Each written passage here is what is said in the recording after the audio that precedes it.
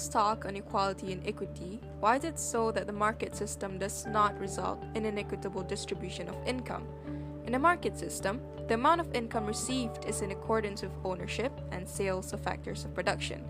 But ownership at times is highly unequal, whereby some people have more factors of production to sell than others, such as land or capital in addition to labor, while still others may have none to sell, such as the old, the very young, the sick, or the unemployed.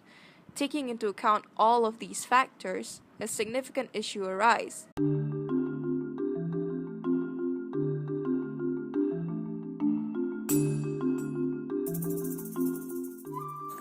So here, I'm gonna tell you some interesting part about equity and equality, which is the Lorenz curve. Lorenz curve is a graphical representation of the income distribution proposed by Max or Lorenz. It is grouped according to the social class. There are 5 classes: absolutely poor, extremely poor, relatively poor, medium, and rich. So, in the x-axis, we're gonna divide our graph into 5 equal parts, and so the y-axis. If we construct a straight line from the origin O and inclining upward from the left to the upper right hand corner B, the curve of B represents the perfect equality. At every point of this 45-degree diagonal line, the percentage of income recipients will receive the exact equal percentage of income. For instance, 20% of population receives 20% of income, 40% of population receive 40% of income, and so on. But no nation exposes absolute distribution of income. The lowest 20% of the population usually gets much less than 20% of income, whereas the highest 20% gets more than 20% of income, and so on. This is what the curved line Lorenz curve shows in the diagram. This curve always lies below the 45-degree line of equal income distribution. The area between these two lines reflects the extent of income inequality. The more unequal the distribution of income, the more bent the curve will be. In a rare case, if the overall income of the nation is received by just 1% of the population and the other 99% of the population receives no income, this will be the case of absolute or perfectly inequality. In such a situation, the Lorenz curve will be represented in the diagram as the red line running along the horizontal axis and the right-hand side of the vertical line. Since no nation has either perfect equality or perfect inequality in its income distribution, the Lorenz curve will always lie to the right of the 45-degree diagonal line. If the degree of inequality is greater, the Lorenz curve will have more bend and will be closer to the bottom horizontal axis. On the other hand, if there is more equal income distribution, it means that the degree of equality is less, so the Lorenz curve will flatten out and move closer to the 45-degree line. With regard to the principle nothing is perfect, the Lorenz curve also has its own imperfection. So here are the few of the limitations of the Lorenz curve. First, it is not based on disposable income. The Lorenz curve is based on the data relating to money income rather than disposable income. It does not take into consideration personal income taxes, social security deductions, and subsidies received by the poor families. Second, it does not take lifetime income. The measurement of income inequality with a Lorenz curve shows income distribution only at a given time. It does not take into consideration lifetime income. For instance, the income of a sportsman and of a lecturer may be about the same over their lifetimes, but the income of the lecturer may be spread over a number of years, say for 40 years, whereas that of sportsmen may be realized in 10 years. Hence, the two incomes are likely to be highly unequal in a given year. Here, I'm gonna teach you about Gini coefficient. So we will do this as y and this as z. Gini coefficient is equal to y over y plus z.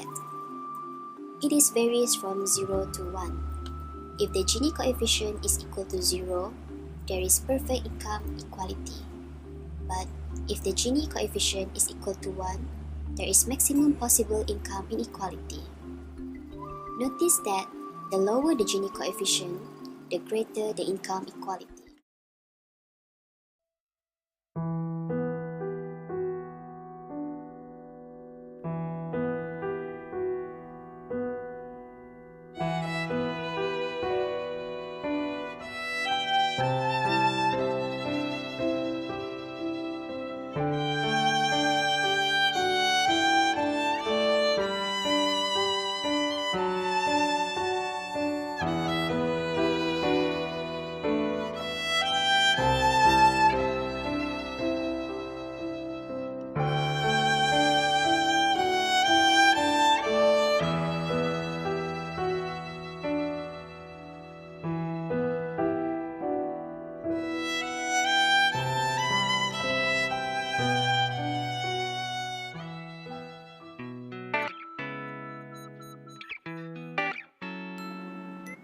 Firstly, progressive taxes are an important method used to make income distribution more equal. The more progressive a tax system is, wherein the more rapidly the average tax rate increases as income increases, the greater the income redistribution achieved, as increasingly larger proportions of income are taxed away as income rise, thus decreasing the income differences between rich and poor. The resulting tax revenues can be used to provide merit goods and transfer payments, which will be discussed on further in other methods. As for the second method, governments use tax revenues to provide merit goods directly or to subsidize them, including education, healthcare, and infrastructure such as clean water, sanitation, and sewerage, eventually making them available to people on low incomes who would otherwise be unable to have access to them. Other than that, governments would also use tax revenues to provide transfer payments. Transfer payments are transfers of income from taxpayers to vulnerable groups who are people in need. Transfer payments include unemployment benefits, child allowances, pensions, housing benefits, and student grants. Lastly, governments use price controls such as price floors to support incomes of farmers and low-skilled workers, hence minimum wages. And they also use price ceilings to make things like food and rents more affordable for the many. To understand the concept of equity in income distribution better, let's put the theory into action. On the 8th of March 2018, the World Economic Forum released an article entitled "Canada Just Gave Women a Pay Rise." Briefly, this article reports on the initiatives taken by the Canadian government on their upcoming budget in hopes to improve the existing pay equity system, making it more proactive. As described by Prime Minister Justin Trudeau, the government would introduce legislation this year to ensure equal pay for work of equal value in federal jobs. Further on, this article also discusses on the effects and significance of closing the gender wage gap in workplaces. Quoting the Prime Minister himself, as he explained at this year's World Economic Forum annual meeting, "I'm talking about hiring, promoting, and retaining more women, not because it's the right thing to do or the nice thing to do, but because it's a smart thing to do." These quotes from the article further emphasizes the government's stand on the issue of equity in the workforce. Further on, it is said in the article that in the last 40 years alone, the increasing number of women in the workforce has accounted for 33% of Canada's real GDP per capita growth, according to the Canadian government, driving economic growth, boosting family incomes, and eventually helping more families to join the middle class.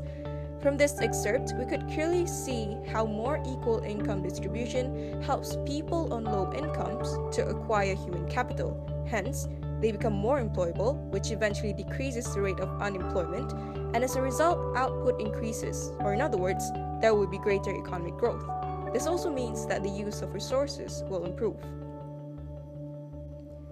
Other than that, it has also highlighted a positive effect of this initiative, where it is said that research from RBC Economics estimates that if men and women participated equally in the workforce, Canada's GDP could be boosted by as much as 4%.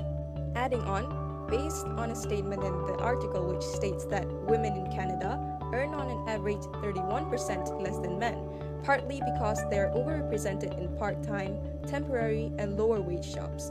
But even after accounting for differences in hours worked, the median gender wage gap is still stuck at 12%. It is clearly seen how the market system distributes income unequally based on the factor of gender. It is no wonder that earlier on in this article, it was highlighted that the word gender was mentioned a whopping 358 times in Canada's 2018 statement form by the Finance Minister. Further on, we could see an example of the usage of price controls where it is stated that the public sector will lead the way on wages, implementing a new law to enforce equal pay for equal work in federally regulated sectors. Other than that, it is also said that the budget will also set aside $6.2 million for legal aid funding to support victims of sexual harassment in the workplace, and it will also offer an additional 5 weeks paid leave for couples on the premise that they share their parental leave, in order to increase the number of men who take time off after the arrival of a baby. These are examples of transfer payments made by the government to encourage their workforce, thus increasing efficiency in resource allocation. However, there are also several downsides to this change, whereby it creates opportunity costs of government spending as stated in the article. Extra time for parental leave, for example, will cost $1.2 billion over 5 years.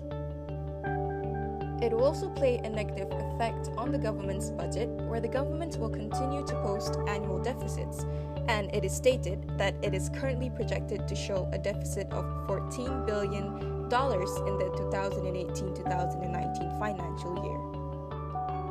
All of this goes to show that with all economic decisions made, there would always be its pros and cons.